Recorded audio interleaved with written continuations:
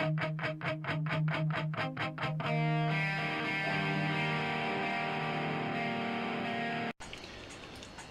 hello everyone, ahoy there, happy new year. It's been that long. I haven't done a video since last year.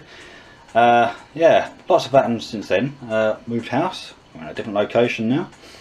I don't have a games room as such, probably won't ever have one again, to be honest. I have a little area for gaming, I think is the best way of putting this. And I'm sharing a room with a tumble dryer and a wardrobe, to be honest, in here. Just a spare room, basically, utility room if you like. So yeah, it's been a while. I tried to watch a few videos, but not granted too many, to be honest. So apologies for that, those of you who are watching this. This then basically a bunch of Amiga games and a few other different things Amiga related in this video. That's all there is. I will quickly run through this because I don't want the video go on too long.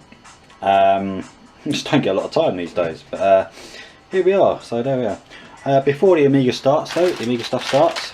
Do you guys remember these? I'm sure some of you do. Fish and chips, so many good flavour. I was absolutely addicted to these babies when I was well, not a baby, but younger. I did stop making these, and only recently, like last few months, you know, perhaps since Christmas time, they showed up again. Absolutely addicted to these, but eat too many and your tongue goes funny. Love them. I think, I could be wrong, but I think there used to be like a burger and chips and a chicken and chips flavour as well. I could be wrong, I don't know, as you guys know. So on the Amiga games in quickly, and the first up is Who Framed Roger Rabbit. One of two Roger Rabbit games that come out in the Amiga. This, well, there you go, it's Jessica Rabbit. How you doing? No poster. This is basically a 3-part game, that's all there is to it. And it does say so down the bottom here actually, 3 games in one, based on scenes of the film. So you've got a waiting tables type bit, as you can see there. It's quite nice graphics, there are good graphics in here. Just lacks game. A racing section, and that's why it's a bit of animation. There's a platform section as well, if I remember rightly. Yeah, not a great deal. Well, actually, no, I'll tell a lie. There's a bit in this box. There's 2 discs, so I won't get anything else out. But this is quite interesting if you like. The Gag Factory catalogue. Quickly give it a flick. Here you go, like squirting flour, stuff like this. Exploding cigar, hot gum. But it's just funny, isn't it? Really. Back then, I mean, this is what, 22 years old, and there's instructions at the back there. Yeah, so a lot of cartoony type games didn't have a great deal of gameplay, you know, like Dragon's Lair and that. But this differs to that, but it's just not much to it still. Okay then, moving on. 80s cartoon series gets the Amiga treatment. Thundercats, which come out on a lot of systems. I remember in the Amstrad version. Didn't mind it back in the day, but this I never watched Thundercats, to be honest. This probably a bit more colour than the Amstrad version, as you would expect. So run, jump, hack, slash, and a hell of a lot of enemies come at you like there's no tomorrow. Nothing much else to say about that. It's the one of the 10-star releases you see down there, so not much inside the in there. Disc and instructions on the back sleeve. Moving on, awesome Paperboy. This is very much like the coin-op. I actually still prefer the Amstrad version, which was nice and colourful. This is colourful enough, but the Amstrad version was nice and colourful, although it didn't have any sound effects. Did the gameplay of it, what seems like many moons ago now. Again, this is the re-release, Encore from Elite, so not much inside the box. Another re-release, Midnight Resistance. This is a good game, this one. This run, jump, shoot in many directions. A few other bits involved as well. This is pretty good on, like I say, on most systems. A few screens on the back. There we are. Just about to see them. Yeah, I do enjoy this game. Bound to be a long play of that on YouTube already. Moving on then, hard to get shooter. Another horizontal shooter for the collection. I think vertical and horizontal shooters I must have over 70, perhaps even 80 by now. Had been working on a video regarding them all. Whether I'll get around to carrying on with that and completing it, I don't know. Perhaps I will if time allows. So it looks quite decent. I mean, this is about 1990, so it's fairly old, obviously. The first level is pretty good. Second level gets mega tough. Comes on 1 disc. I won't bother showing you that. There's a big poster inside, the instructions on the back. So I think, where is it? Yeah, there's like a bar on the top of your power-ups, stuff like that. I don't think it works quite the same as like the Gradius does, but similar. Going back in further in time then, 1987 in fact, Garrison 2, The Legend Continues. Oddly enough, the sequel to Garrison. That is actually the cover, it's not faded and I think it's actually like that. And yeah, no, it's pretty good actually, in a way. A bit different. This, if you don't know, is a Gauntlet clone. And there's your proof. The original Gauntlet didn't come out in the Amiga, but the other two did. Two sequels, the main two sequels did. So 2 discs and a piece of paper, it's all inside that. It's a nice clamshell box, quite different. I thought that might actually fetch a few £, but a 99p bid plus postage, that's all it was. Moving on then, Final Fight. Actually, the fighting games aren't really my cup of tea, if you like, but I put in a cheeky bid for this and I won it. Less than £6 including postage. Looks good compared to the arcade. There are a few bits missing though. Quite a few bits missing allegedly. Well, not allegedly, there is. I can't tell you the bits because I've never really played this all the way through on any system. I mean, yeah, so it fails compared to the Mega Drive, but it's still a pretty decent fighter anyway. Quick look inside this box, 2 discs, catalogue, instructions. In a nice sealed bag. Marvellous. Moving on then, now this I remember reading a review of this in Amiga Action way back in 1992 and I thought, wow, that's quite good actually, does look good. Rise of the Dragon is an adventure with a few arcade elements thrown in and comes on 10 discs, which is obviously a hell of a lot. I mean, Monkey Island 2 is 11 discs, so it gives you some idea. It does say there, hard drive highly recommended. No doubt about that. So this was it's an adventure. It's supposed to be quite good actually. There's some features down the bottom there you might be able to read. About 8 megabytes of game data, hand painted 256 colour graphics, no typing, point and click, haunting original soundtrack and sound effects. Over 85 scenes on occasions, each with dozens of randomly generated animations, multiple story breaches. Outcomes that make Rise of the Dragon infinitely replayable, apparently. I'll just have a look quickly inside this box, because there are a few nice bits in here actually. As we said then, 10 floppy disks, definitely need a hard drive for that. Okay, control documentation.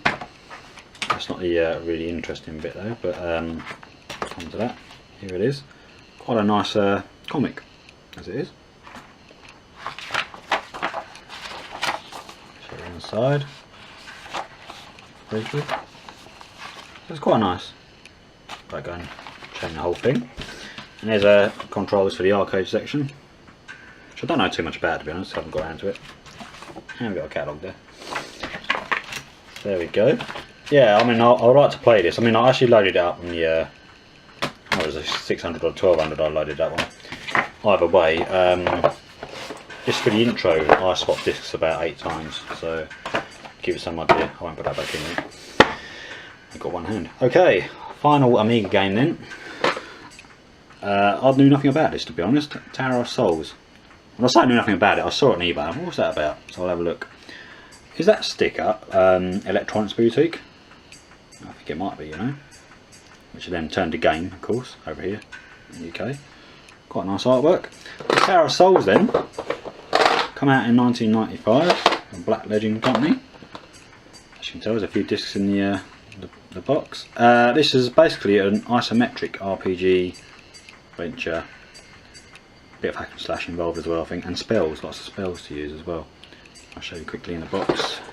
We'll see. Right, so it comes on 5 discs plus a blank there, which might be a game save. I haven't looked into that yet, really. Here's an instruction manual. I think it's too exciting to be honest. Then we have the herbal. Sounds possibly interesting. What this is then, all the herbs you can pick up to make different, well, potions and stuff like that basically. There's also a list: wood balm, love lost, ground plum, dragon's eye, etc. Yeah, I mean, it definitely sounds interesting. I don't think it was that well received. Obviously, the Amiga was starting to die a little bit come 1995.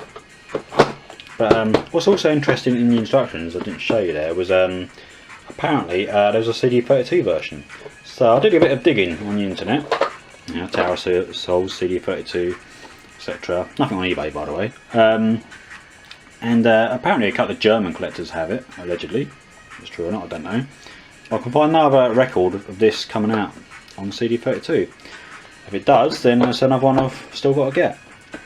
Speaking of the CD32, I've got another 3 or 4 more games for the collection, which leaves me about 10 to get. So that's about just off about 160 odd I've got now. So another 10 to get. So I might do a video of that if I get a chance. Right, so that's all the Amiga games then, over there. Moving on, the Arpeggio soundtrack.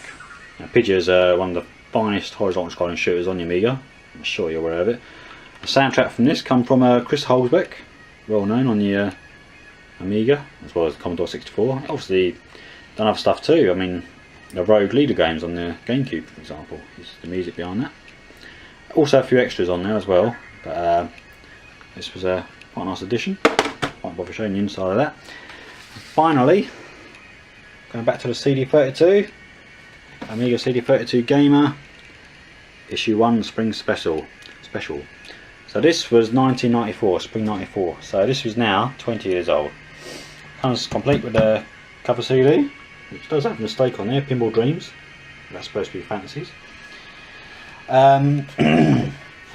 Also, where are we? 40 plus CD32 reviews and over 70 previews. So that's basically one of the reasons why I got this. Very quick flick. I won't show you everything in here at the moment. Interesting about the CD32 coin ops, which come to the coin ops, which could be coming to the CD32, but it didn't. Starblade there, 3D space shooter. Also mentions in there. There you go. You can just see it. Ridge Racer. That definitely didn't turn up. Be interesting to see how well that would be on the CD32 if it did show up. Obviously it didn't. So obviously it's not as powerful as the PlayStation or the 3DO, for example. So it'd be interesting if they try to cut it down to make it a lot more playable, get the speed up. These are interesting. There is one in here, or there's a few in here, the old mail order companies. Show off games that didn't make it to the CD32. They include games like Lionheart, which is a platform hack and slash, really good one on the Amiga. I'm sure you guys are aware of it. And also No Second Prize, it's a 3D bike sim. There you go, there's Lionheart. $13.99 apparently on CD32, that'd be nice and cheap. But also, oh there we go, up there as well. So where are we? No Second Prize. One of the best bike games you can get for Amiga. Doesn't materialise, or didn't materialise. And so on, there's a play guide as well and more stuff in there. So there we go then. That is it's practically everything I've bought in the last 5 months, so not a great deal. Yeah, hopefully I'll get back soon with a CD32 update. Be nice to catch up with some of you guys again on that. So if you watched this, thanks for watching. I'll see you again soon. Bye for now.